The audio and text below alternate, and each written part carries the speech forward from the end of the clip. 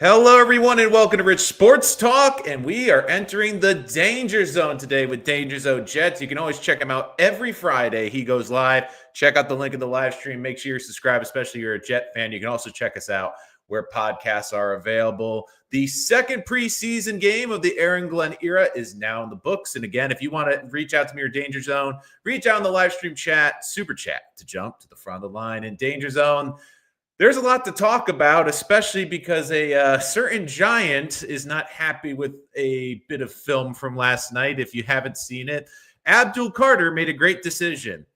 He tried to take on Jets Twitter. And you want to talk about welcome to the NFL. Stone Smart gave him that moment last night. Now he's going to learn welcome to the NFL on social media. Danger Zone, how you doing today? Dude, he took the bull by the horns. I hope he can handle it. Mm. You know what? I'm doing good, Nolan. Great to see you guys. Like he said, hit that like button, subscribe to Rich Sports Talk. You will have your bases covered. I think you even do a little Giants talk here and there, right? Um, Yep, we do that. He's getting my buddy Craig on, huge Giant fan. He's funny enough, he's driving to Michigan right now. He's also taking cans and bottles to Michigan. And if you're a Seinfeld fan, you know that episode. But the amazing thing is he's never seen Seinfeld. I'm like, oh, so you're doing what they did in the Seinfeld episode. He's like, what? Like, this is literally the plot of an entire Seinfeld episode is taking bottles and cans to Michigan for recycling. I'm like, but again, you can't make it up there. that is awesome, man. That is because I remember that episode. It was it Great. was a good one. So let's start off with the big one. It can't be a Jets conversation without mentioning the quarterback. And look, was Justin Fields? It was a rough night, 1-5. If I had to guess, he probably gets 2 to 3 series on Friday against the Eagles. I see a lot of people freaking out on Twitter and social media about Justin Fields' performance. My personal 2 cents is I'm not really that worried. The Jets are going to be a run-first team.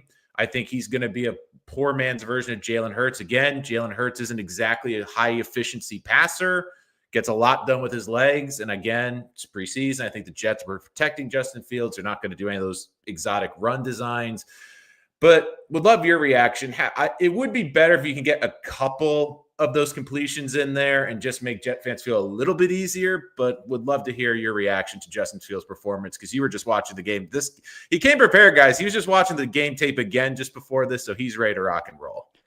You know what? Watching it that first time, you kind of some things don't stick, and I will say I forgot all about, man, that first drive being stalled because Garrett ran a comeback route and pass interference, man. Mm. So clearly pass interference killed the drive, and then yeah, he never really got the passing game going after that. I would have loved to see what would have happened had we got that first down, Mm-hmm. especially since he started hot last week. But he didn't. And like you said, 1 of 5, 4 yards. That's zero point 0.8 yards per attempt. Oh, rough, man. Rough outing. Yeah, it was frustrating, I think, to watch that. And there's a lot to dissect with the game. Look, I'm of the opinion the Jets are not going to show their full hand. They're going to, and that, like we saw too, they're going to be a run first football team. And there's going to be times I think this fan base is going to be frustrated. Like, don't be surprised if this team is down like 17-6 in a game. It's the third quarter and they're still leaning on the run game. I know a lot of people are going to, well, you're wasting time, you're burning the clock. Well, that's this team. This team's going to run the football. There's going to be weeks where we're going to be thrilled. They're playing time of possession. They have a lead. And there's other times it's going to be frustrating, but this is who the Jets are. They're going to be a run first team. They're an offensive line that leans on people. AVT was doing an unbelievable job getting to that second level. You saw Membu, I think, had struggled a little bit last night, but again, rookie going against some really talented edge rushers. But overall, I like the identity of this team. And to me, that's the biggest thing I look for in this preseason. It isn't necessarily the stats. It's do the Jets have an identity? Under Robert Saleh, what was their identity? And I think we would grasp at straws, but we know what the Jets' identity is. It's going to be run the ball, play action. And guess what? Dane, shocker, run the ball.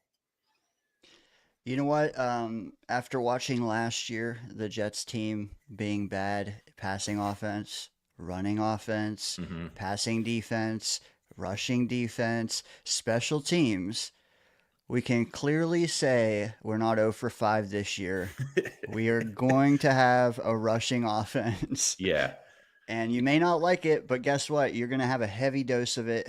And even if you stop it in the first quarter, can you stop it in the third and fourth? That's Hmm. what I want to know.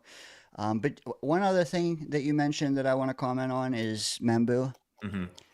Membu did not have his best game. And No. I saw Glenn Naughton shared a post of the bottom five graded out players from last night. Membu was the bottom.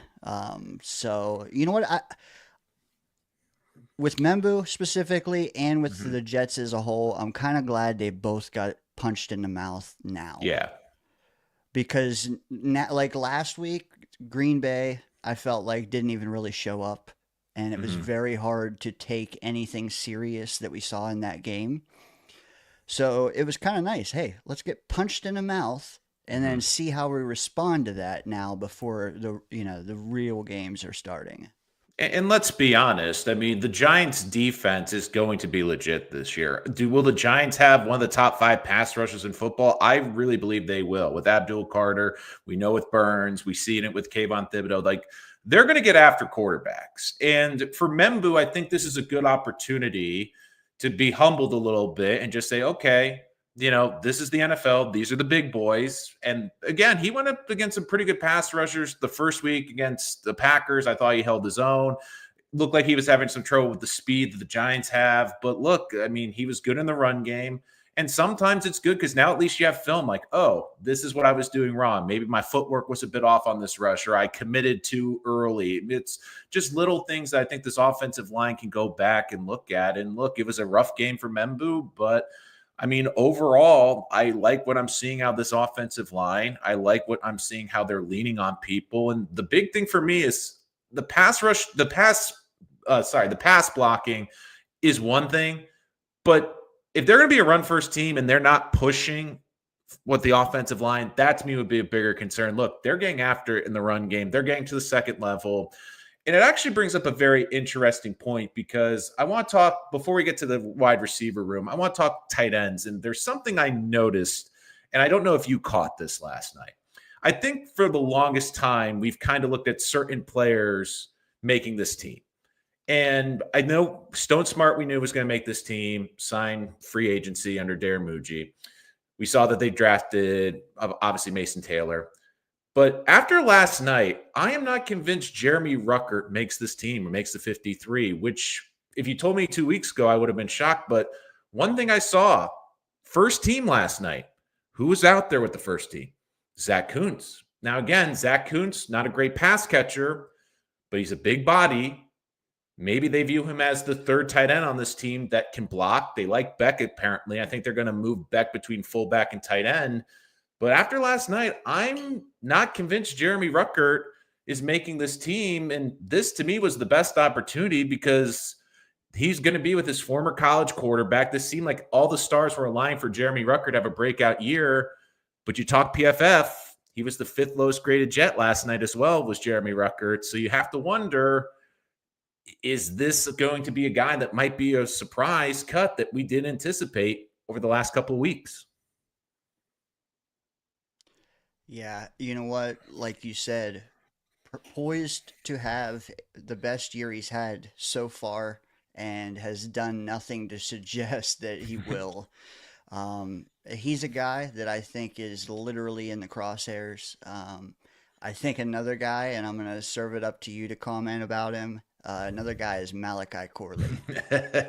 I, you're good. That was on deck, but let's dive into Corley. And it's funny because I remember going on your show after the draft, and I felt that Corley could have fit with this team because for me, I look at Corley. He was a yak guy, but I looked at it as a guy that could be used in this running game, especially jet sweeps.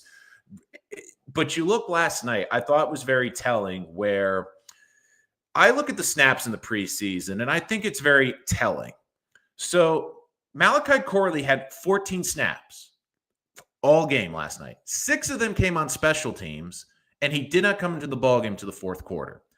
If I had to guess, I feel Malachi Corley is going to get the Denzel Mims treatment against the Eagles, where he's going to get a ton of snaps. They're going to try to get the ball to him, have him make a couple plays, so some team will give the Jets like a 6th or 7th round pick so they don't chance him going to free agency, not getting him. But I'm just shocked with Malachi Corley that it's not working out. But look, this is clearly a staff. They value players that come in, that are driven, that work hard. And I remember talking to Connor Hughes about Malachi Corley. He said he was not liked by that last staff that drafted him and really wanted him. They were disappointed with how he treated the game. They were disappointed how he reacted to fumbling the football on the goal line, and they didn't take it seriously.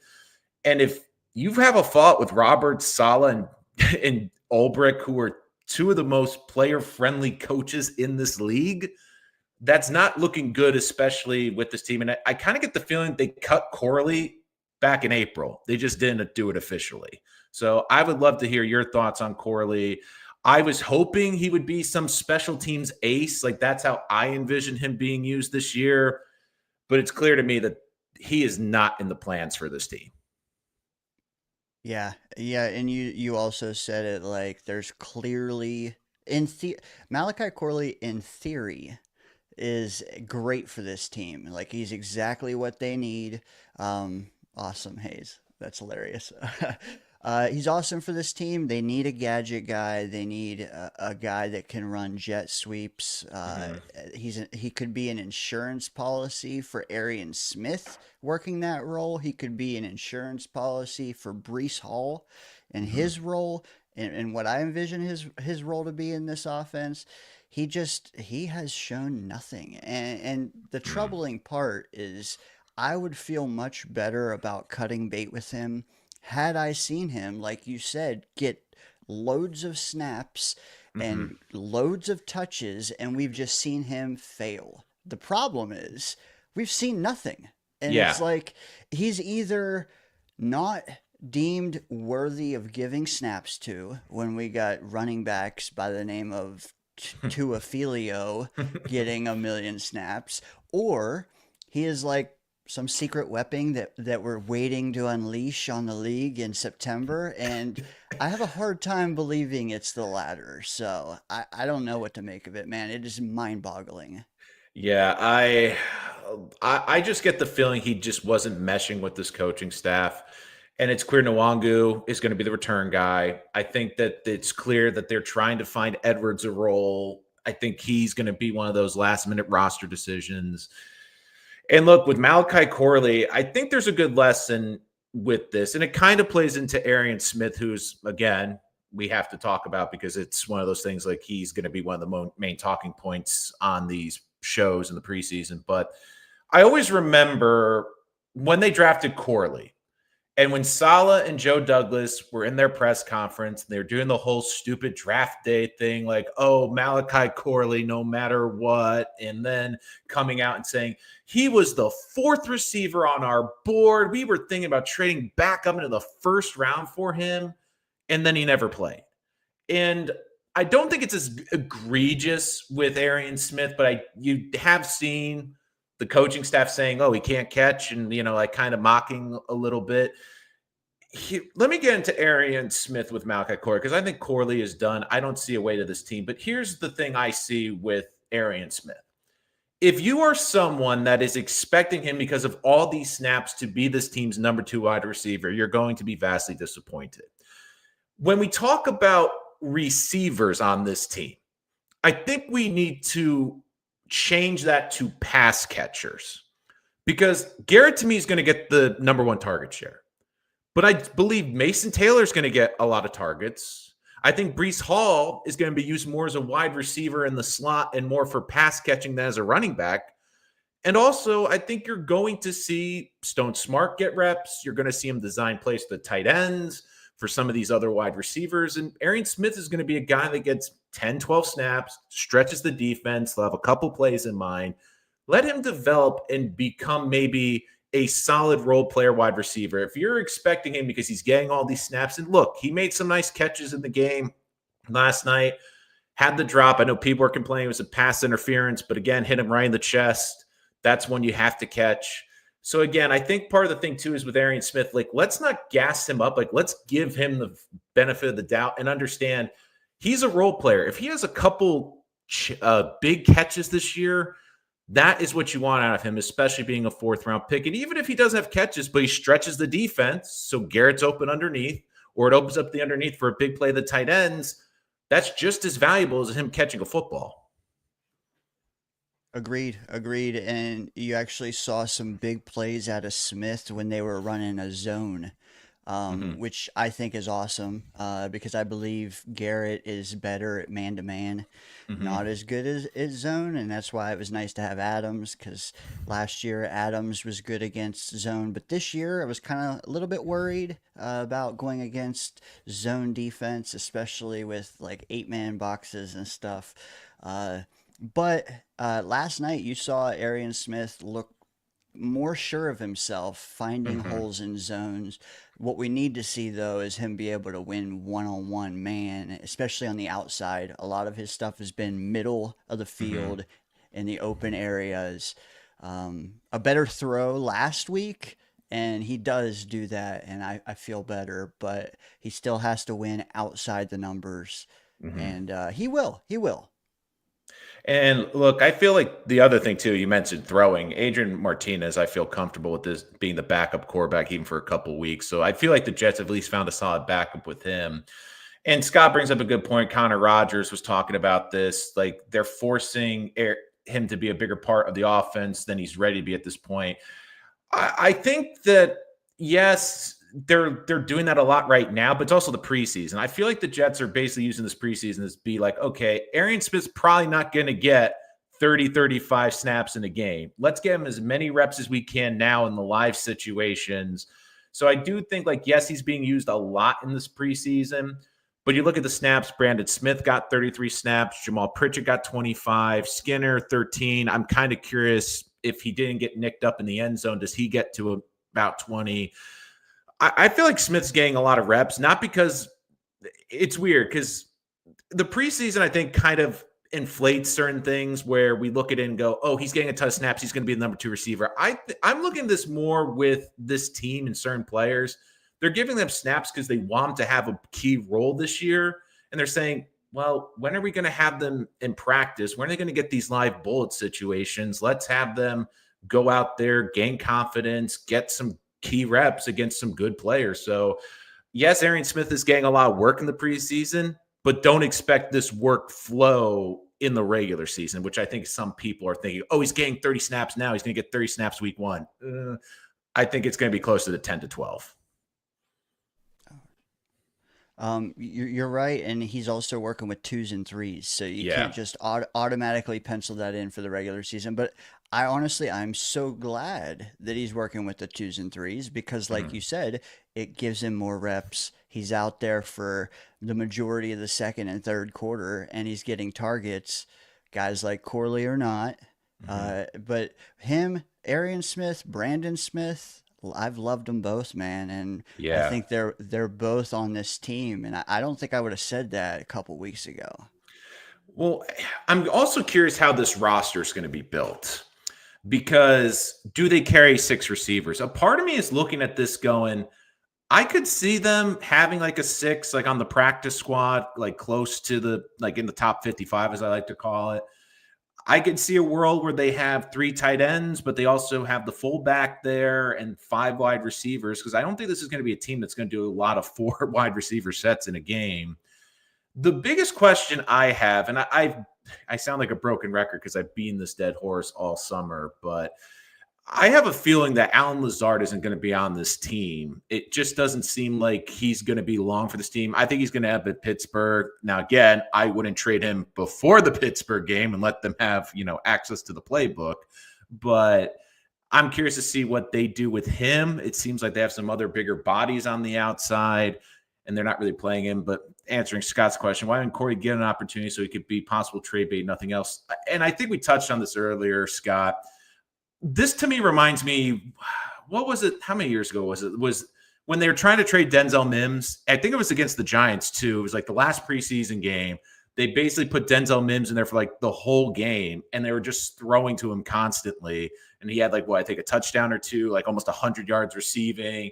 Jets fans were losing their minds. It's like, oh my God, Denzel Mims is here, and it's like, no, they're trying to sell him and trying to pull it off. So I'm curious to see if Malachi Corey, if that happens against the Eagles, like the second and third units come out. Okay, we'll design a couple jet sweeps here. We'll do a screenplay. Hopefully, he can break it off big. So a team's like, we know the Jets are going to cut him, but we love him so much, or we like the ability that we'll trade him a 6th or 7th round pick just to ensure that he doesn't go to another team on the waiver wire. But what are your thoughts on that with Corley? Dane, would love to hear your thoughts. Scott is inferring quite a bit. He's inferring that with more reps, Corley will look better. And maybe the best thing they're doing with his trade value is not showing him. Maybe. I'm just saying. But you got it's a lot like Brees. I would like to see Corley get the ball in his hands in space. Let me see what you can do with it there, because to this point I haven't seen it, and that's what I envisioned all along with him. But at the same time, new regime, I don't know what to say. Like I said, Yeah. it's head scratching, and it doesn't look good for him in Gotham much longer. Yeah, and super chat to jump to the front of the line if you want to make a donation. Make sure to follow Danger Zone. His links are in the description. Before we get to the defense, we've been talking a lot of negative lately. I think one of the few positives that I'm actually surprised about this preseason is the special teams, where they seem buttoned up. They seem like they have a good idea on the return game. But look, Nick Folk doesn't have the biggest leg in the league. Probably not going to bang many 50, 55 yarders, but I'll give you this. He's accurate. He's consistent. And look, McNamara's been a great surprise in the punting game. I really like what they've done with him. I know we were all worried about the punting game coming into this season after having 2 great years of punting. But I'll tell you, McNamara, I know it's the preseason, but he's putting it inside the 20 really well. I really like how buttoned up the special teams is. Like, how many years have we gone into the season saying we're concerned about the special teams, or special teams looks like an issue? I'll be honest, I'm actually really excited, because I feel like the Jets, especially on the special team side, are buttoned up. Where in the years past, like, what was it, a couple of years ago, we had the 4 kickers before we even got to the first regular season game. We're like, okay, this is going to be an absolute nightmare, and it was. Yeah, you're right. I think the best thing our special teams did was they put a new voice in charge. I think that helps a lot, because not only is it a fresh perspective, but it's also a different eye judging the talent. And you're right, McNamara has looked fantastic, man. 2 last night, 2 pinned inside the 5, 2. And the hang time, it looks phenomenal, because when the ball's hitting the ground, there's 3 Jets down there. Like Murph said, Stiggers look good on specials. Wangwu, he had that first one batted back in. That was excellent. Pritchett, who I've heard so much about all of June and July, I don't think he's earned a job on this team with Wangwu running as well as he is. And Edwards, like you said, it's going to be some roster gymnastics. And I think that Pritchett, whatever, I think he's on the outside looking in. I really do. Yeah, it's tough with all these enunciations sometimes. Again, like, I'm thinking of Modern Family when you're bringing that up as well. But I mean, look, I've really liked how the special teams has worked. And again, I think this goes to a little bit of credit with this Darren Muji. I think he's done a very good job of bringing certain people in. Now, with the defense, I do have a bit of a gripe here with Darren Muji, because I feel like Darren Muji, and we talked a lot about this after the draft, I feel like most Jet fans felt day 1 was great, day 2 was great. Day 3 was a day where we're like, I'm not so sure about it. Now, I know Arian Smith has taken a lot of the headlines in camp, but the thing that concerns me is I look at the last 3 picks on the defensive side. I still think Malachi Moore is going to be a decent safety, But he's got to learn that you got to wrap and tackle in the NFL. You can't do those shoulder tackles. He tried that last night and got burned. So hopefully, we were talking about Membu earlier more. You hope they watch the tape and be like, yeah, this is welcome to the NFL. You can't do that. But what more concerns me over more is their 5th-round picks. They traded up to get Tyler Barron. They traded up to get Francisco Mayaga, both guys from Miami. And I remember at the time, I didn't love those moves because I'm of the opinion, especially day 3, take as many dart throws as you can. And they have not flashed at all this preseason. Now, again, maybe they'll be on the practice squad this year. Maybe they'll develop into decent role players. But I sit here, especially looking at the defensive end position, that to me has got to be a priority with roster cutdowns if you're going to poach a position. I know people love the D tackle discussion. I don't think the D tackles are the issue. I think they need to find another edge because let's face it, Michael Clemens, we know what he is. I think Eric Watts has had struggled this year. McGregor hasn't taken a step forward. And I think Barron, I was hoping would be this pass rush specialist, but again, I haven't seen it yet. And that to me is a bit concerning. Yeah, I actually like Tyler Barron. I think he Mm-hmm. looks the part. But you said it, nothing flashed. The other thing, like with Malachi Moore, and it's kind of hard to remember all the numbers, but Moore, for if you're not like number 27, was Mm-hmm. out there a lot. He Mm-hmm. was out there a lot last week. He was out there a lot this week, and he just hardly flashed. I Mm-hmm. think he might have had one stop on a rush on like 2nd and goal, but outside of that, you said it, he didn't wrap up on another play, and he just was largely invisible. So there was a lot of fans that just penciled him into safety 3 with Mm-hmm. the potential of moving even higher. And I think we just need to pump the brakes a little bit on him. Yeah, it was almost like, oh, he's going to take over for Tony Adams. And I'm not even fully sold on Tony Adams. And I'm so glad you mentioned the safety position because one guy that has stood out to me, and especially last night, made some big plays. And again, I know it's against the backups, I know it's against 3rd and 4th stringers, but I think Dean Clark, the undrafted safety, reminds me of what Tony Adams was a couple years ago, where it's clear the staff really likes this player. He led the Jets in defensive snaps in back-to-back weeks. I'm not saying he starts, but I think he's going to be one of the safeties when the dust settles that's going to make this team. They clearly like him. He made some big plays last night. He splashed a lot. And look, PFF, again, I know always take with a grain of salt, but 86th grade last night. I thought he had a nice play on the interception. And look, I just look at the round. Tony Adams hasn't really stood out to me. I mean, I understand that with Moore, he's been battling some injuries, so maybe that's stunted his development in camp a little bit. But don't be surprised. I'm not saying Clark is going to start. I'm not saying, oh, he's going to be starting safety. But is he going to have a role on this team and at least be the backup safety? I see a path for him making the final 53. Yeah, yeah, he lit up the box score last night for sure. Mm-hmm. And Daniel's right. We shouldn't overreact to one game. These guys have been in camp for damn near a month now. But at the same time, all me and Nolan can do is judge we're seeing in front of us. And Mm-hmm. Clark, he played good last night. He really did. At a time when it wasn't easy to.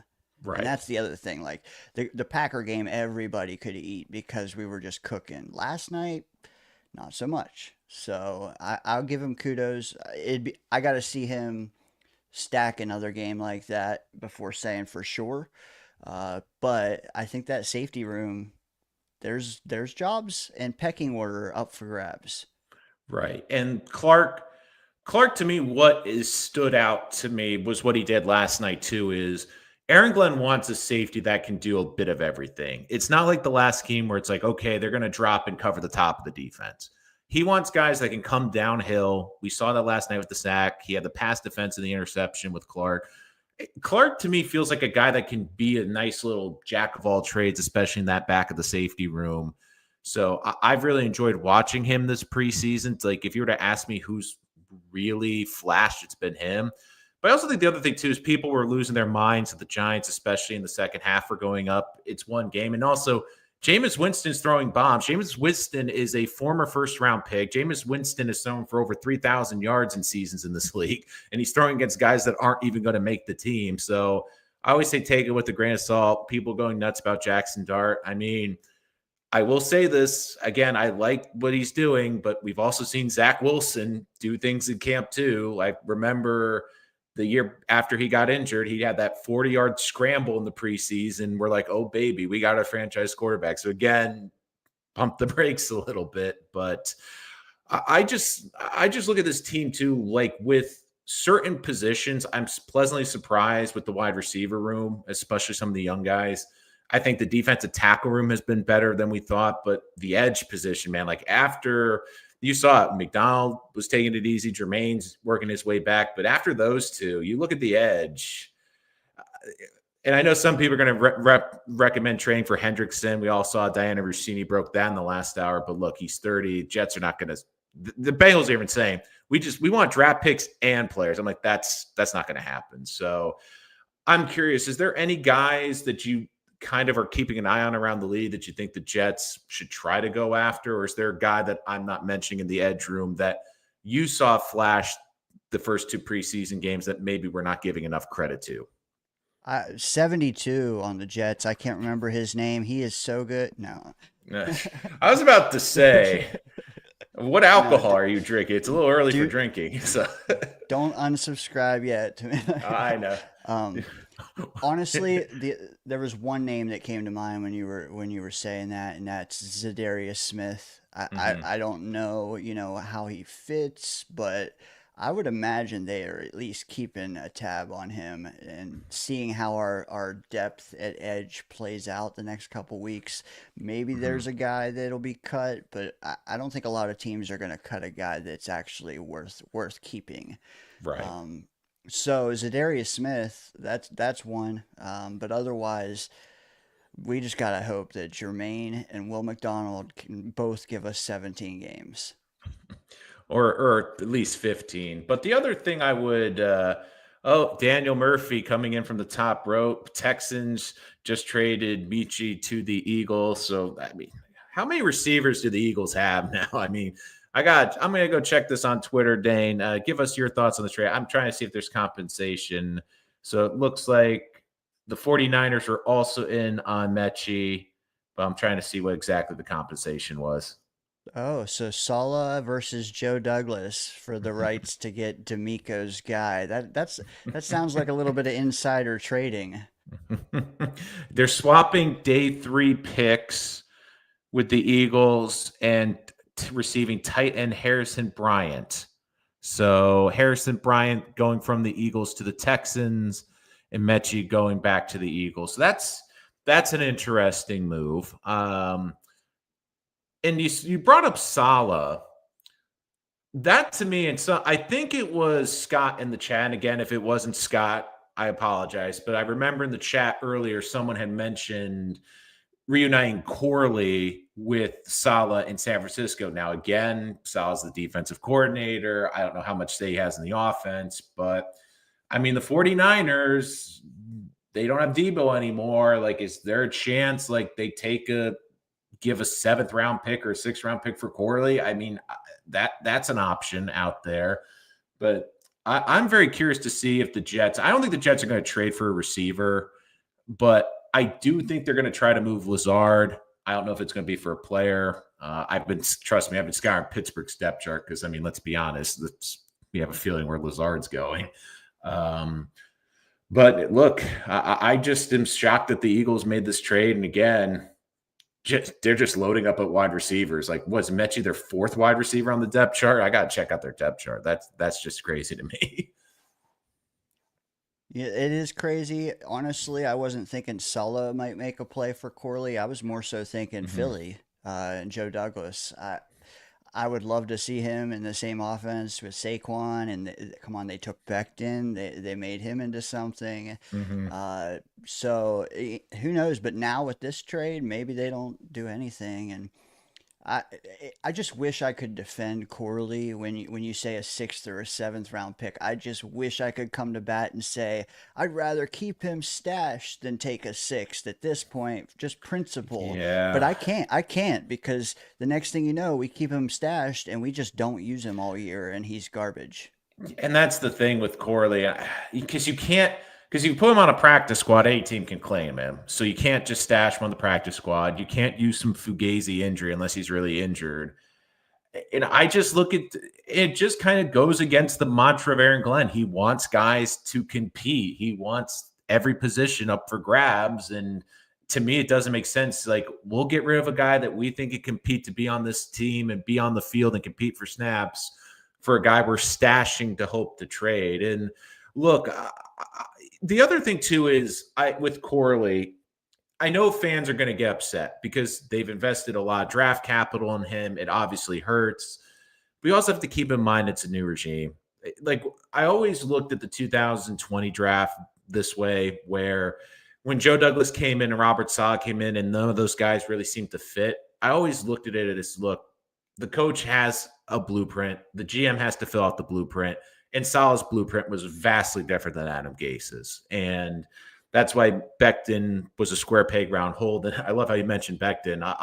I'm very curious if he's going to be a right tackle again, because again, we saw the Slater injury with the Chargers. Does Becton? I mean, Becton was awfully quiet last year, not saying he'll play guard, but now there's a tackle position open with the Chargers. I wonder, like, hey, I can play tackle. I'll lead the league in sacks allowed, but I can play tackle. So, sorry, I just had to get the Mekhi Becton vitriol out of the way. It runs deep in all of us. Mm-hmm. Just steering back to the game because I know there was a Giant fan Mm-hmm. in the chat. I just wanted to real quick rattle off my quick thoughts on. I mean, I don't follow them, but there was a couple things that I did think are worth being optimistic about. Mm-hmm. And I know you mentioned Dart and we should dial back, but hey, I'm just judging what I saw. And I thought when he came into the game, they looked like they had a spark. And I Mm-hmm. thought that the snaps he got, he did the most with them. I thought he was good. Their D line, I mean, but that's just a cat. That's an obvious take. The punter, the punter, it was a punch show on both sides. So we gave McNamara some props. I want to give their punter some props, but the number one guy and the last one I have is Tyrone Tracy. Man, that Yeah, dude, he's a complete back. he Thoughts on is. that? And I think it's hard because in the grand scheme of things, were the Giants right to move on from Saquon with Tyron Tracy? Yes, it's just the optics of where he went to, how they handled the deal, and how they paid Daniel Jones. But I, the thing I worry about with the Giants, and I've said this before, because I do think they have a quarterback that has a good skill set to be a franchise quarterback. The other thing, though, is they are in New York. They have an owner that, again, for as much flack as Woody Johnson has taken, and rightfully so, I always say this: the last 10 years, the Jets and Giants have been the same team. You can flip the jerseys, and they've been the same team. So for everyone saying Woody Johnson is miles below the Mara family, look, historically, yes, but the last 10 years, I think it's been 1A, 1B. But the thing I worry about, and this is what I've gone back to the draft with Jackson Dart, he really needs to sit and develop. I like a lot of the tools he has, but he should sit. The problem is the Giants have a brutal schedule. And if they start out 2-4, 2-5, we all know what happens in New York. WFAN is going to get lit up. We all know the calls are going to come in. I pay all this money for season tickets. I want to see Jackson Dart. I want to see our future quarterback. And I think Brian Dable's in a position where they have to play him at some point this year because his job's on the line. If the Giants are not in the playoffs or looking like they are vastly treading in the right direction at the end of the season, that whole staff's getting fired. So the one thing I like about Jackson Dart is he looks comfortable in the moment. He doesn't look like the pressure is on him. And look, certain guys look like a mess. Like Quinn Ewers looks like an absolute mess with the Dolphins. Zach Wilson, when he was out there, looked like an absolute mess with the Dolphins. Where with Dart, you're like, okay, he's executing the offense. He's comfortable within the offense. He's understanding the play calling. He's executing efficiently. The one thing I worry about with the success he's had this preseason, because we're already seeing it. I saw all on Twitter last night. Trade Jameis Winston. Trade Jameis Winston. Let's get draft picks for Jameis Winston. Dart's the automatic number 2. Okay, that's great. But if Russell Wilson is slow and they don't get off to a great start, I'm just worried they're going to throw the kid in before he's ready. And you don't want to do that. And trust me, as a Jet fan, they didn't do that with Sam Darnold. They didn't do that with Zach Wilson. They threw those kids right in off the deep end. At least the Giants have a veteran in front. But I do like what I've seen from Dart, and I do think that there's a lot of tools. The big thing for their offense is, like the Jets, do they have a standout number 2 playmaker to get the ball to in the pass catching game? I think Wan'Dale Robinson hopefully can step up, but they need to move the football because they have a great defense that compete in the NFC. You know what? Despite how ready for that moment he looks and did look last night, Mm-hmm. they need one more draft class, Yeah. maybe 2. But dude, when they get that, I think that they could possibly, and this I don't know if it's a hot take or not, but I think they could compete for a wild card spot next year. Mm-hmm. After that, who knows? But like, give him this year to be in an incubator. Yep. And whatever you say about Russ and Winston, 2 great guys to have just mentoring him this year. And then next year, he's getting the keys.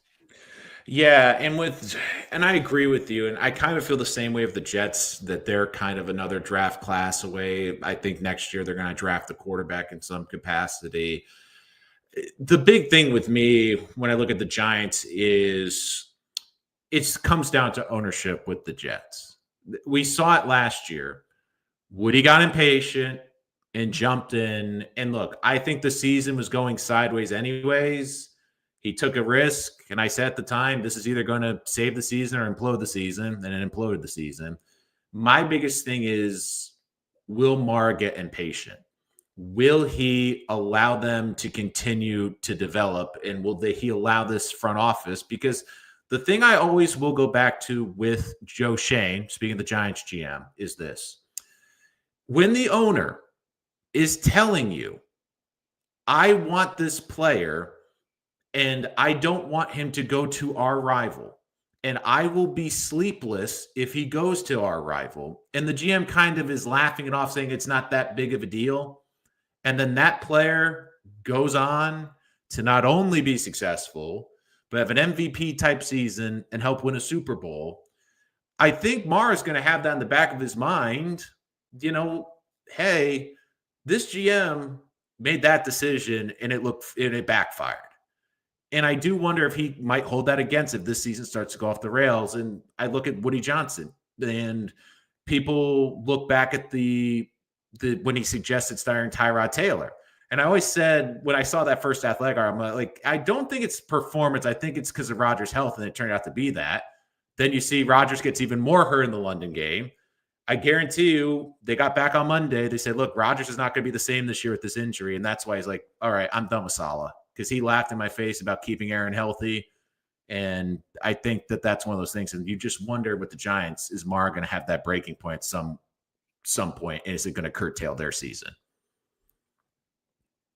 It's a good point. Hey, Chris, you're the man. Yeah, Chris, good to see you. So, but I did want to also talk a little bit about the defense as well. I think this pass rushing unit, it's going to be fascinating to me because let's be honest, the preseason, you're not putting your cards on the table. I know we talked a lot about the pass rush. I think a lot of the pass rush is going to come from the blitzing, because when you've heard in practices, they're blitzing the safeties, they're blitzing the corners, they're blitzing the backers. And I really think they're going to use Sherwood and Quincy, especially as pass rushers, because their biggest strength is coming downhill like a bat out of hell and coming through the line of scrimmage. So, yes, I am worried about the edge depth, but I do think they'll make up for it because they'll blitz a little bit more, and that will create, imbalances and matches. And plus, last night, too, you look at the defensive line, no Jermaine, no Quinnen, no Will. And again, the depth I'm not thrilled with.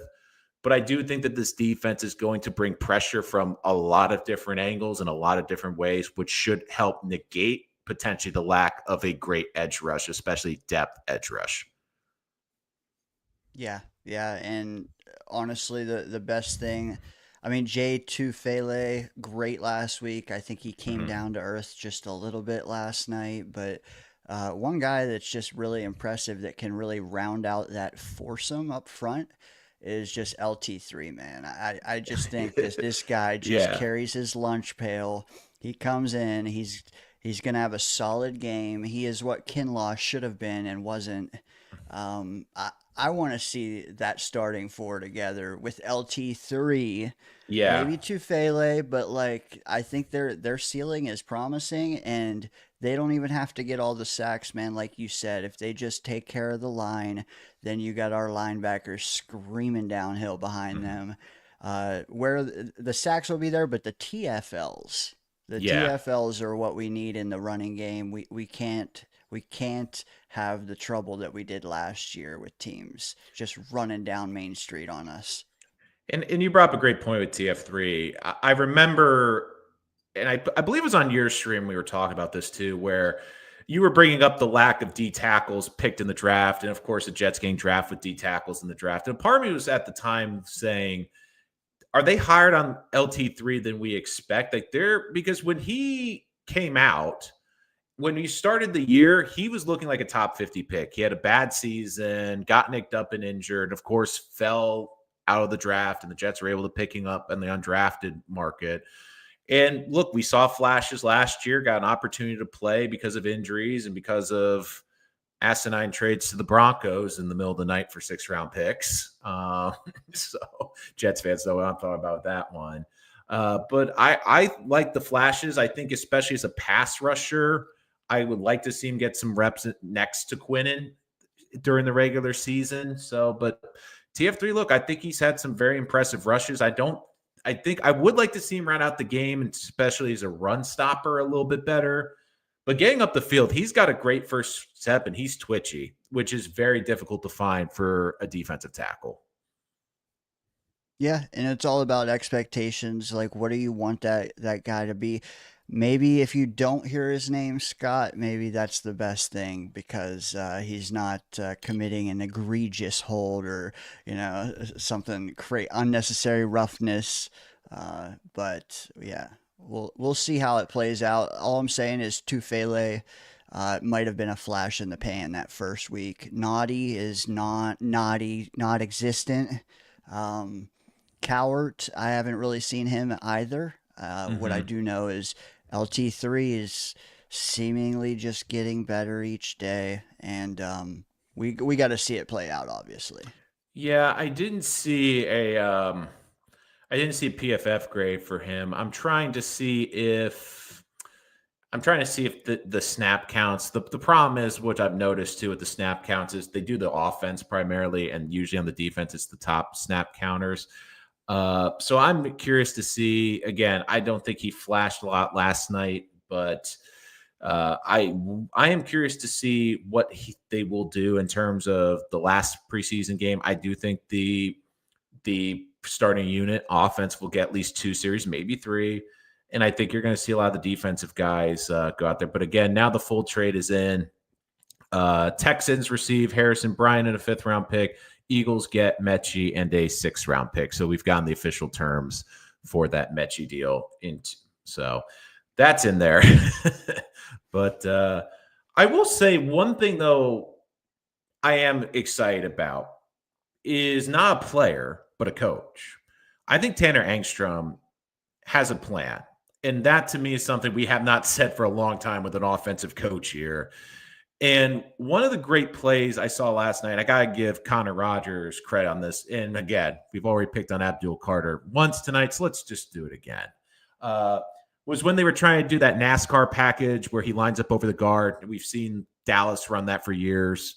And the Jets said 3rd and 8. All right, we're going to bully him on this and we're going to run the ball on 3rd and 8. And they got a first down out of it. So for me, you have a coach that's seeing, because in practice, they saw that look.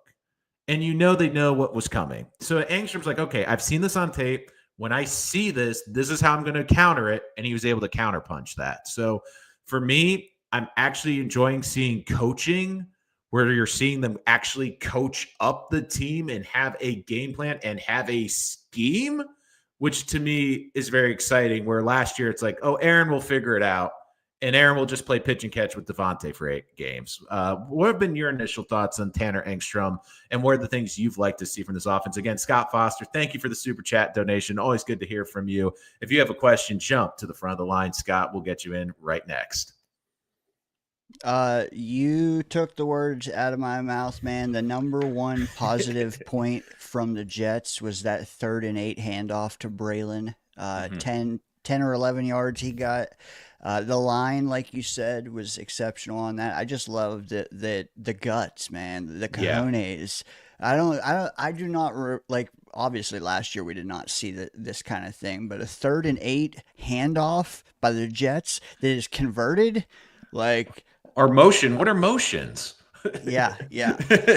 Braylon did good on that as well. I want to shout him out, but also he had a couple short yardage. He had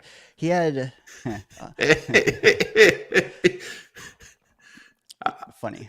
I love Scott. Scott's All natural, baby. Braylon had 3 short yardage carries last night as well. He had a 3rd and short he converted. He had a 3rd and short that he converted, but the refs say he didn't. yeah. And then he had a fourth, that attempt next. He got it. So the thing I like is the fact that Angstrand knows not to just give Brees the carry when it's 3rd and 1 or third Right. and two. He's giving it to Braylon, and that to me takes Braylon from 150 yards this year to 200, and I'm pumped for that. And I also think too with this offense is when you get into the regular season, there's going to be a lot of bootlegs with Justin Fields. There's going to be design runs with Justin Fields. And look, the tush push is legal. If I'm the Jets and I'm in a 3rd and 2, I'm going to run the tush push twice. Like I would design that play, get behind your athletic quarterback, let him get the first down. And look, this is going to be a team we've seen.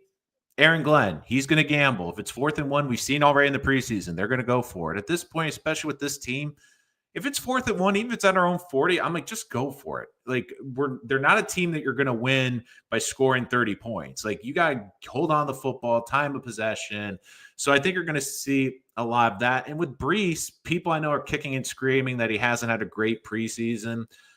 I just get the feeling he's going to be used more like a weapon than a running back. Like I feel he's going to be lining up in the slot as a receiver. He's going to be a jet screens. And again, it's nice to have a coaching staff that knows he can catch the ball where, Nathaniel Hackett, it took him 8 weeks to realize, Brees Hall can catch the freaking football. So like, I just am excited, like on 3rd and 2, again, I've used Malachi Corley for this example, but I'll put this out there. You have Justin Fields in the shotgun, Allen on one side, Brees Hall's in the slot, motion him into the backfield, snap the ball. Out of the 3 of them, who's keeping the football? And that's not even if you have a pass option off of it too. So this just to me seems like there's a lot of options that they're going to run with this football team. And if you love power football, you're going to love watching this team. If you want the Jets to throw for 250 yards again, this 250 yards a game, maybe focus on your fantasy team a little bit more this year because I think you might not like what you see. Nolan, I want to chime in because it's not. I would be doing you a disservice if I didn't at least disagree with one thing you've said today. Oh, let's Uh, go. there is one thing I didn't like, and that was your willingness to give Adrian Martinez the backup role behind Tyrod. I'm with Daniel here. He says, screw it. Let Brady cook. and we're splitting hairs, and I would like It's to because get that Daniel out wants to make there. the let him cook T-shirt. Like he just wants the let Brady cook T-shirt. But the question is, you're Well, gonna put like Tom Brady in a Jets jersey or that Tom Brady statue to Jet jersey on like a grill or something? Like that should be the Brady cook shirt, right basically. on right on the Blackstone. But no, I did make a note like. Martinez just was hard to watch. It was hard to watch last night. Mm, And I don't want to grill him, but there was one play where he had to scramble out of the pocket. He was running toward the sideline. He was one step from just running out of bounds or throwing it away, and he tried to force it back toward the yeah. hashes. Boom, picked off. A guy he didn't even see coming, and it left a sour taste in my mouth. And Mhm. I think those guys are just so close. This staff took Cook. Cook was Yeah. with Membu. Let's just go with Cook, man. I mean, Cook 6 of 11, 74, 105 QBR. I mean, he had his first touchdown pass last night too. Like, I wouldn't hate it. The only reason I think Martinez just gets the edge is, again, he's had so much experience, especially in preseason. He's gotten more NFL snaps. Look, I just get the feeling Cook's gonna be on this roster, but probably practice squad. And again, Tyrod's coming back at some point. I feel Tyrod might be back week 1. I think we're just operating out of the abundance of caution. But again, I don't mind Brady Cook being the backup quarterback. I don't think he's, like you've said, he hasn't looked overwhelmed. Like, he hasn't looked like he is struggling. And look, the big thing I looked for too is, do you look overwhelmed? And he hasn't. And I brought Quinn Ewers earlier.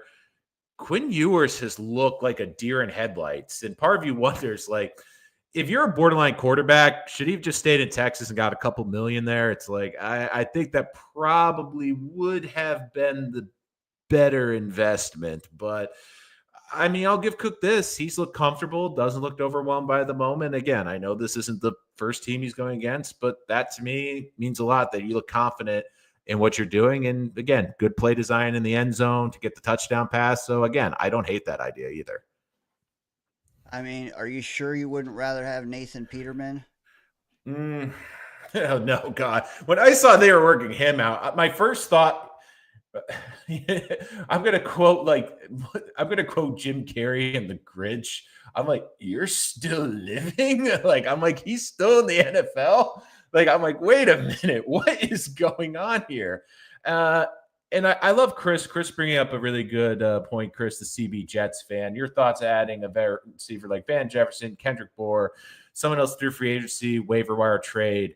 Here's my thoughts on the receiver, and I've been pretty consistent with this, but here's my take.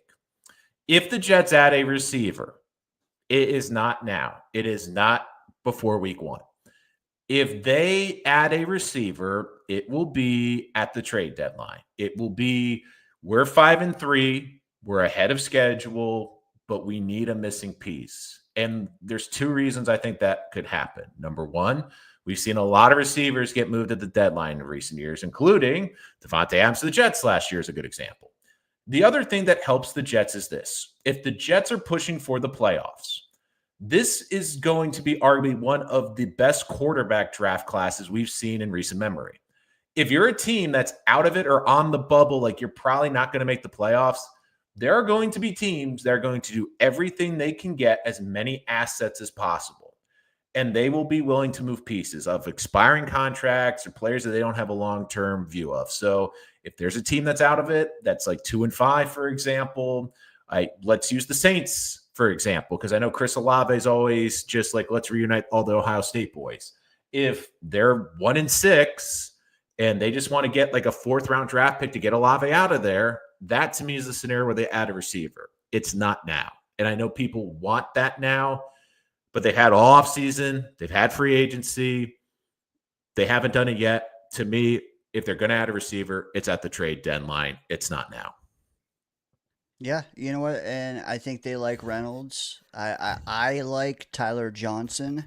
I think Mm-hmm. they like, and I like Brandon Smith.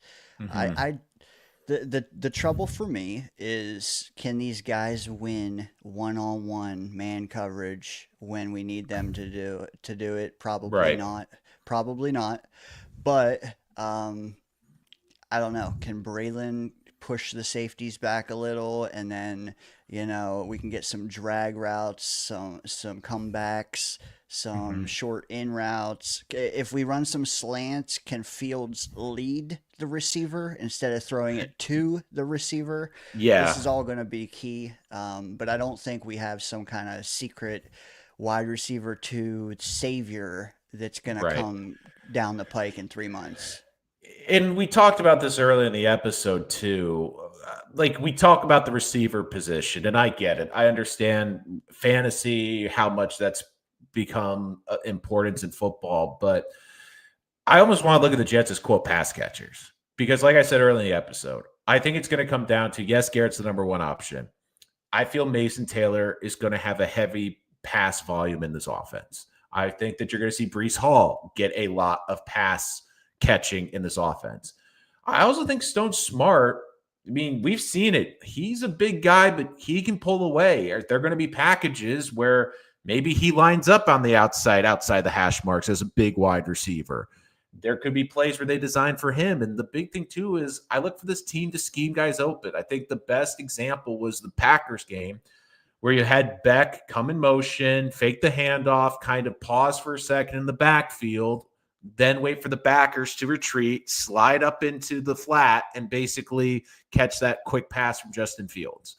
So for everyone saying they need a number two receiver, maybe eventually, but I think that we're going to see them use other positions to get that pass game production. Let's also put it this way, too. The Jets have to throw the ball 40 times a game. They're not winning many games this year. They're just not built to do that this year.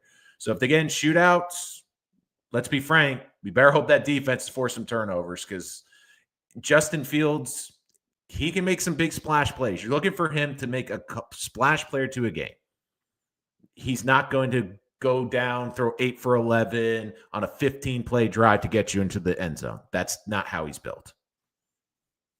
Yeah, the only trouble is Mason Taylor, Brees Hall, Garrett Wilson, Mm-hmm. all much better receivers in the short game, the medium range. Right. Maybe Mason will win down the seam here and there. Garrett will win over the top here and there, but like we need Arian Smith for this really all to make sense. Yeah. And who knows? Like I almost feel like do they use him as I hate to use this word as like almost a decoy? Like, can he just pull the safety out? Like, can he at least pull the safety out of just pull him back to open up the underneath? And the other thing too is you're going to see teams play a lot of zones against the Jets because they're not going to want to play man to man against this team because if you play man to man and Justin Fields sees that off his first read, guess what? He sees the corners backs to him. He's going to take off for 15 yards. So you're going to see a lot of teams play zone. The big thing is, can you stretch the top part of that zone? Because we know they're going to want being close to the line of scrimmage, especially with the running quarterback. Can you at least threaten it? And I also think Garrett's going to be asked to push down the field too, and he can do that. Maybe it's not his best quality, but I think even if he keeps guys honest, like you don't have to necessarily have a catch to make an impact on a play. If Garrett pulls the safety out of position, it can lead for a big play. I mean, we saw unfortunately the Jets last night. Your safety gets out of position with Cisco. What happens? 80-yard play. So a lot of it's about manipulating the safeties, manipulating those corners to getting a favorable mismatch underneath. And look, even Garrett, he's a guy that in Brees, they don't have to go a 50-yard play down the field.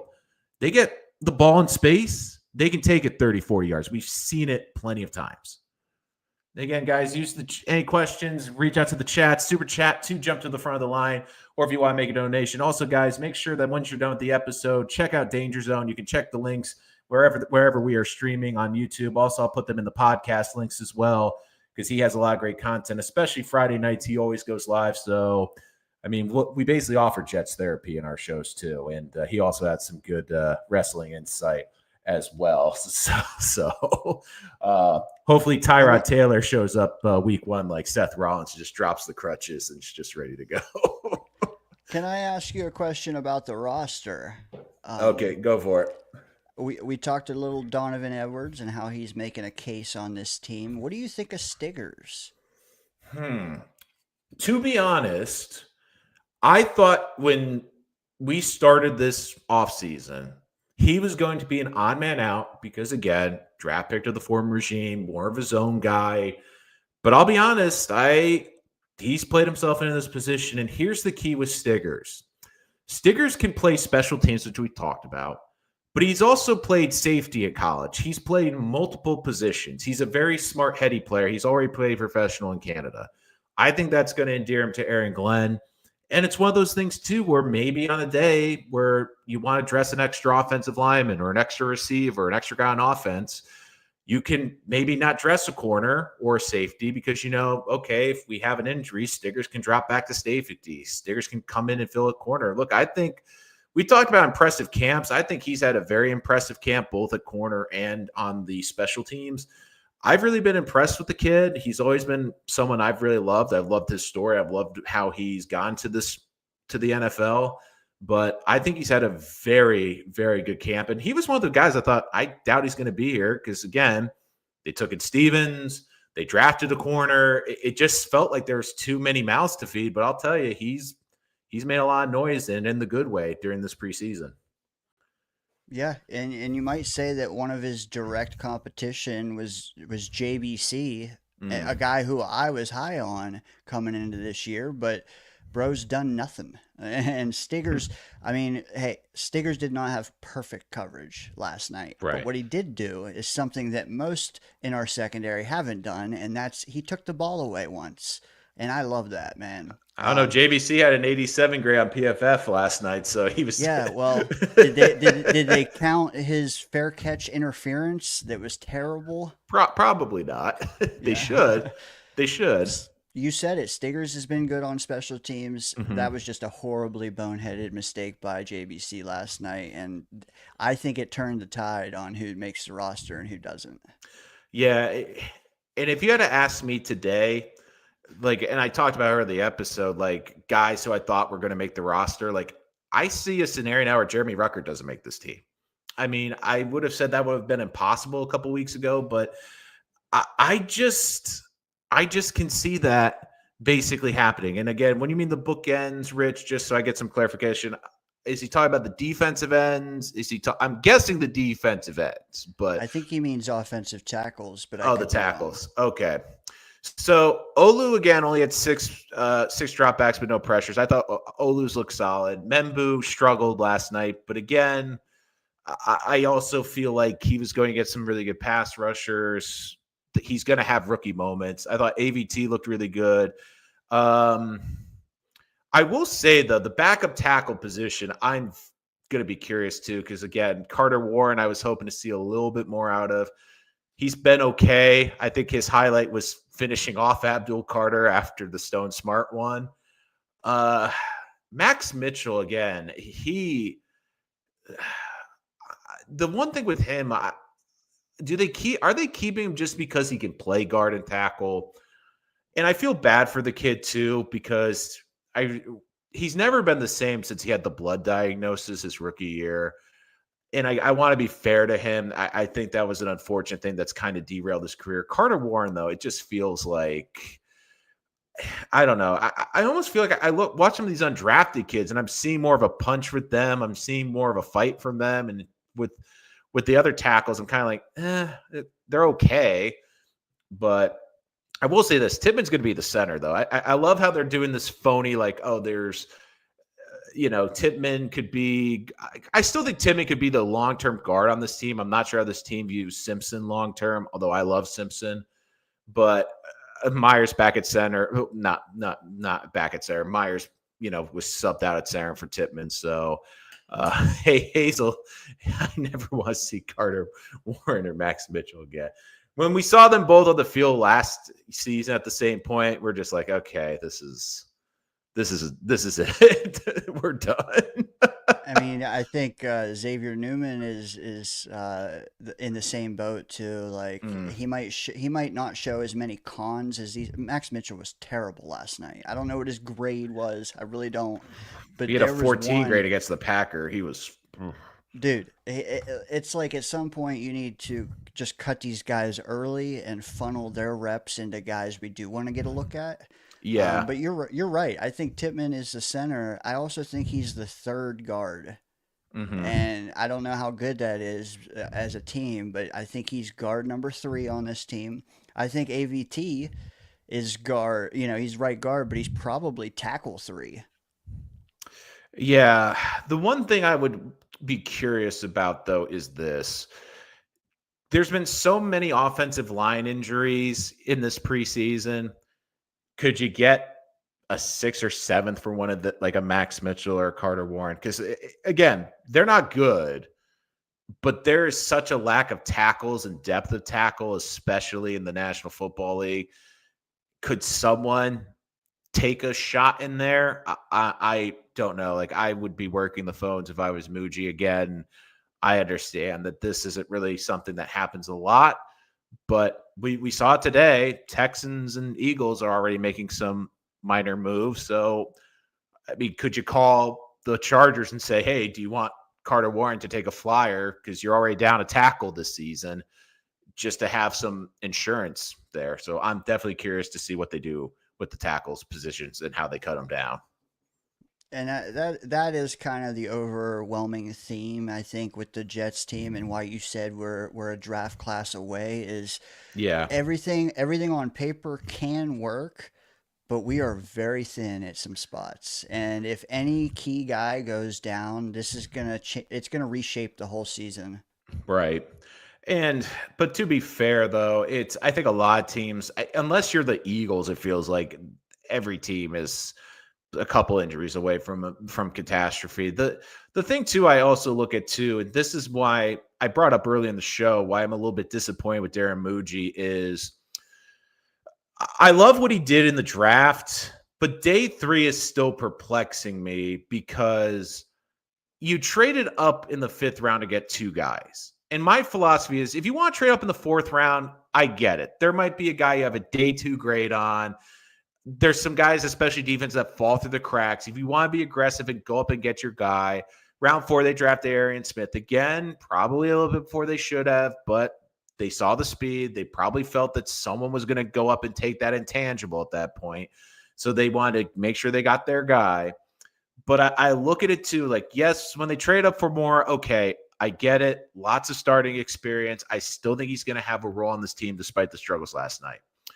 But when you take Mayaga and you take Barron, and not only did you move up for them, but you gave up 2 picks, where I look back now and I'm like, okay, could those have been a flyer on a D tackle, a flyer on another edge player, a flyer on another linebacker, a flyer on another offensive lineman, just to have someone to compete with, or heck, even another quarterback just to compete with? And I remember at the time saying Tyler Warren and Mayaga, they better make some kind of impact. But right now, do they even make the 53? Like, I think Mayaga goes to the practice squad with the linebackers, but does Tyler Barron even make the 53? I don't think he does at this point. Like, I like the tape coming out of college, and I was hoping, okay, maybe he'll be the pass rush specialist, but I just haven't seen a lot pop, especially in the first 2 preseason games. Yeah, honestly, I didn't realize we traded up for both those guys. I know we traded up for more too. Like we we like these guys, that's the point. And at some point when we sit down and we iron out this roster, we're going to have to figure out, are we doing it based on actual production? Are we doing it based on perceived production? Mm-hmm. Because you got guys, you've mentioned it, Ruckert, Corley, that's perceived production. That's not actual production. If we're going to decide to shape this 53 by guys who are actually producing, those 2 guys should be gone. And then maybe you do have some wiggle room with some other guys you want to take stabs on who haven't really shown anything either, but they also haven't been here for 2 to 3 years showing nothing. Right. So the Jets traded up in the 5th round of the 4th round with the Eagles. That was for more. They made one trade up in the 5th rounder. I believe that was for Barron. They traded a 5th and 6th to move up to get pick 176, which was Barron. So Francisco Mayaga from Miami, that was the Jets' own pick. So my apologies for that. So I'm just making sure that I have all the facts straight. But they did trade up for Barron, and they did trade up for more. And both of those, they gave up 6th-round picks. So that's why the Jets stopped after round 5. So I just want to give some clarification for that. And like you said, though, all three of those guys really haven't. I mean, Moore, Yeah. you've heard praise throughout camp a little bit, but the other Right. two, yeah. Yeah, and look, I think sometimes, and I'll admit it too, we look at day 3 players. If you get a decent role player, they make your roster. That's what you're looking for. And who knows? We've seen some of the undrafted receivers. Clark was an undrafted player. At that point, you're just kind of like taking the guys you like better and not chancing to the undrafted pool. But I just look at the edge position, and that was a position where I would have double dipped. Tight end was a position I would have double dipped. Defensive tackle was a position I would have looked at. It just felt like, especially when I'm on day 3, I'm doing one of two things. I'm trading up to get into the top of the 4th round to get someone that maybe dropped out of day 2. Or if I can, I'm trying to get as many picks as I can on day 3, get as many dart throws as I can just to see what sticks to the wall and what's able to make the roster. And look, Barron, I get the appeal because you watch the tape, you see the step, you see the burst. He does look like a situational pass rusher, but is it going to be a guy, though, who we talk about in 2026? And to be honest, I'm a little disappointed with some of the guys from last year. I thought McGregor from Michigan could maybe – I mean, they've had golden opportunities. I mean, McGregor and Eric Watts were two guys – I really liked them in the undrafted class. They got a lot of reps last year than they probably were expecting, and you're hoping, okay, year 2, can one of you step up? And realistically, neither of them have, which is, again – a bit disappointing when you see Jamin Davis stepping up in the linebacking core. You're seeing all the corners like Stiggers we talked about, Dean Clark in the safety room. It feels like even the D tackles, Taylor the third. It feels like every position on the defensive side of the ball has had a nice, pleasant surprise or someone like, oh, he's someone to talk about. Where the defensive end room were kind of like, after McDonald and Jermaine, it's like, yikes. And back to you got to project some of these guys, and it's going to be a difficult process as we wind down. I mean, we got 9 days left, and we have to cut 37 plus guys. Yeah. Yeah. I could name probably 20, but then when you're getting to the next 17, it gets a little dicey. All right, let's do a fun one for you, Dane. Let's go to some of the roster bubble guys. And what's your prediction right now? Again, I know this gets changed with the 3rd preseason game and injuries, but let's start with a couple key ones. So let's start off with Donovan Edwards. Is he on the 53 in your opinion or no?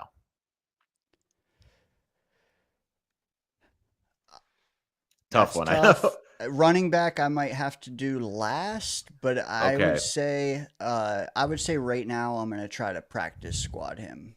Right. Malachi Corley, I think, is too easy. Jamal Pritchett. He's a cut for me. Quentin Skinner. He's a cut for me. Okay. Jeremy Ruckert. I'm going to get some backlash here, but I got to keep him. Okay. Because you like him better than.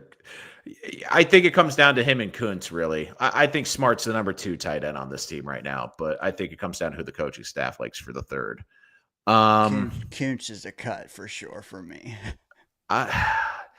Look, I don't think he's a good pass catcher. I agree with you there, but if they feel he's a better blocker than Ruckert, that might be the deciding factor. I mean, both, again, didn't have great games according to PFF.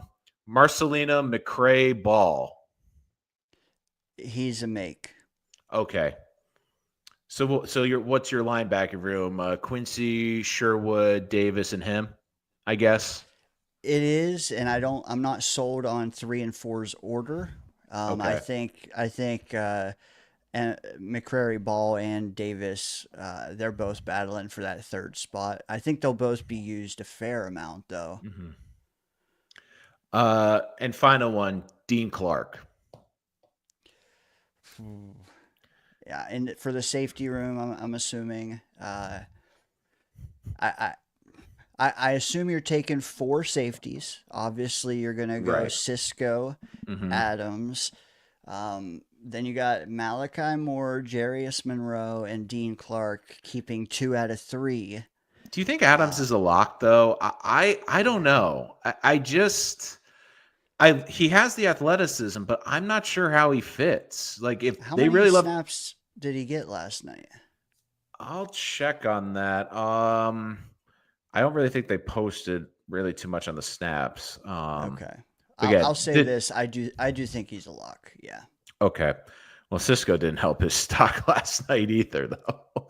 That was a terrible one. I think much to the chagrin of everyone, I think Clemens makes the team to at least start. I'm curious what the defensive end room is going to look like. Is it McGregor? Is it Watts? Um, Barron? Do they practice squad him? A lot of it comes down to like if you put Barron on the practice squad, I don't think anyone's rushing to get him off a practice squad. Let me throw Um, one back at you. okay. Xavier Gibson. Hmm. I would say cut. I I don't think I think they have better returners, and I think they're going to look for more size on the outside. And I think you're going to see Garrett more in the slot too. And look, Gibson, and let's be honest, since the huge return against the Bills, like what's something Gibson's done? I mean, last year we were screaming when they traded Nwangu to the Bills for as a returner during the preseason because Gibson looked terrible during the preseason. And there are times too where Gibson looked scared, like returning punts, or he didn't even want to return punts. So I think Gibson's a nice story. He's had a nice chapter with the Jets in their history, even though it was probably on one of the darkest days in Jets history, if we're honest. But I think he's a cut. So, Same. and I'm with again, you. I haven't heard the coaching staff talking about him a lot. There's certain guys like they talked about more, despite him having the bad game. There's certain guys they've talked about Arian Smith. Again, these are guys that they brought in, which is understandable. But you haven't heard a lot about Gibson, you know. And again, I don't think Glenn's gonna like be super chummy like Robert Sala, but I do think that there are guys on this team that that I do think are that are sorry, I'm losing my train of thought here. Let me get the track back on the track. I do think that there's certain guys that I think for the most part there's not going to be like a shocking cut. Like if I was to tell you Rucker got cut, I don't think fans would be like, "Oh my!" I don't think fans would. I think there'd be a little surprise, but I don't think they'd be like, "Oh my god, I'm shocked." To me, the biggest one would be Lazard, but to me, I wouldn't do that because we know what's going to happen. He's going to take a bus to Pittsburgh and basically be on Aaron Rodgers' team and give the Jets playbook out for week one. So I at least keep him for 1 week. I'm trying to think too, like who's. I think the other thing too is with Edwards, who we talked about. Isaiah Davis, I think will be good to go week one, but if he's a little nicked up, do they keep him on the roster too and just like put like Davis on a 2 week injury distinction? We'll have to see about that as well. Um, I'm going to be fascinated the wide receiver room because that to me, there's so much different variation that can happen. That to me is going to be the one that I think will be the most discussed about who they kept and who they moved off of.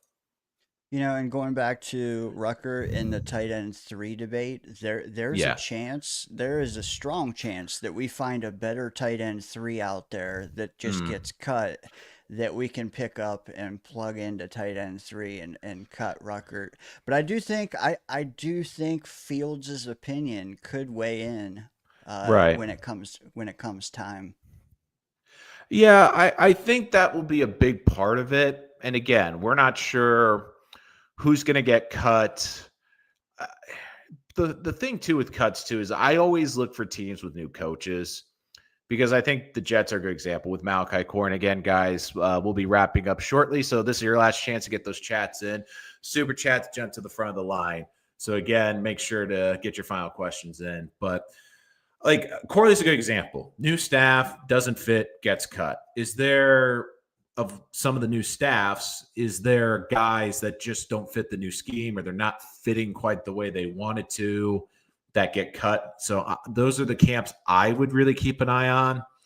And two teams I'd also keep an eye on too are the Lions and the Broncos. I mean, we know how much Glenn had input there. We know how much input Darren Muji had with the Broncos. Maybe there's a guy on those rosters that they have a soft spot for, that they really like and they would be a good fit, and they could be brought in. I think the best example was Quincy.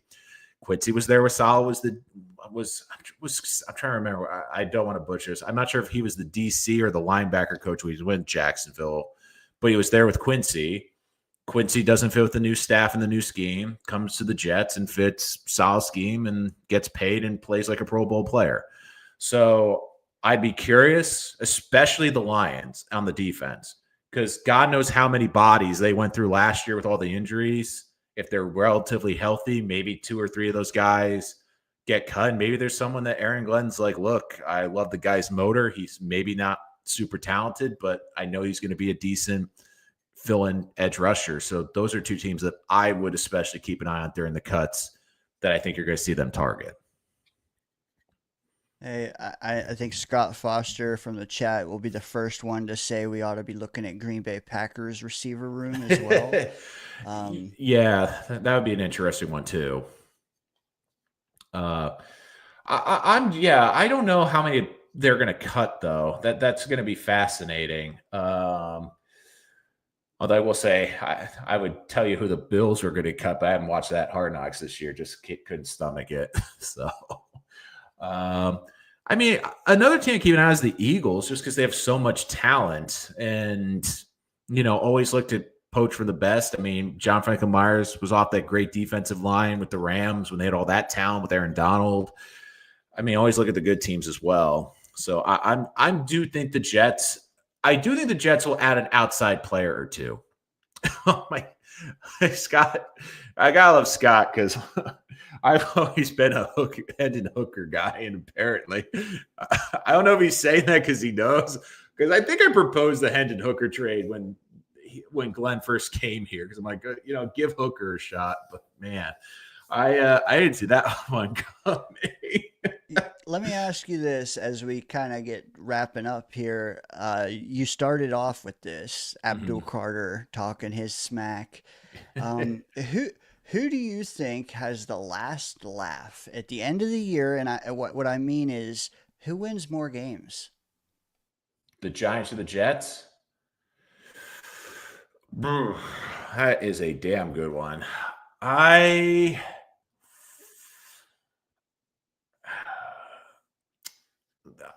think it is the Jets, just for two facts. And again, I'm not saying it's like a 2 or 3. I think the Jets win maybe an extra game or two. I'm not saying it's like the Giants are only going to win 4 games. But at some point, I think Dart gets in there, and I do think he will struggle a little bit.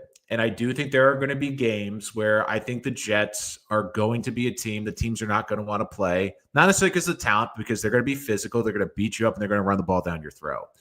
And here's the other thing. I think the Jets sweep Miami. I think Miami's a disaster. I think they can steal a game from the Patriots and go 3-3 in the AFC East. But I look at the Giants' schedule, man. They start off the season at the Commanders, at the Cowboys, and your welcome home games, the Chiefs and the Chargers. If they get one win in the first 4 weeks, I'll be shocked.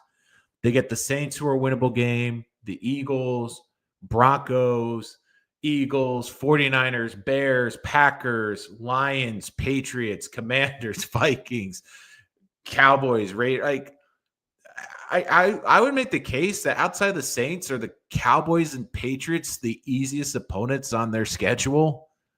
I mean, it is a gauntlet they're going to have to go through. And as you look at the second half, if you put Jackson Dart in there halfway through the season, and again, every year's different. I understand teams change every year. This is just going off of paper, what they did last year. But if he comes in midway through the season, he's got the Eagles defense, the 49ers defense, the Bears defense, the Packers defense, the Lions defense, the Patriots defense, the Commanders defense, the Vikings defense, the Raiders defense, and the Cowboys defense last week of the season. You can make the case that's probably the easiest defense he's going to face. So, I just feel like it's going to be. I don't think there's going to be much of a gap, but I'd love to hear your opinion. What are your thoughts? I think it's like maybe 1 or 2 win difference, but I think the Jets edge him out. I mean, like you said, their schedule is brutal. I think Scott said it as well. It's one of the toughest in the league.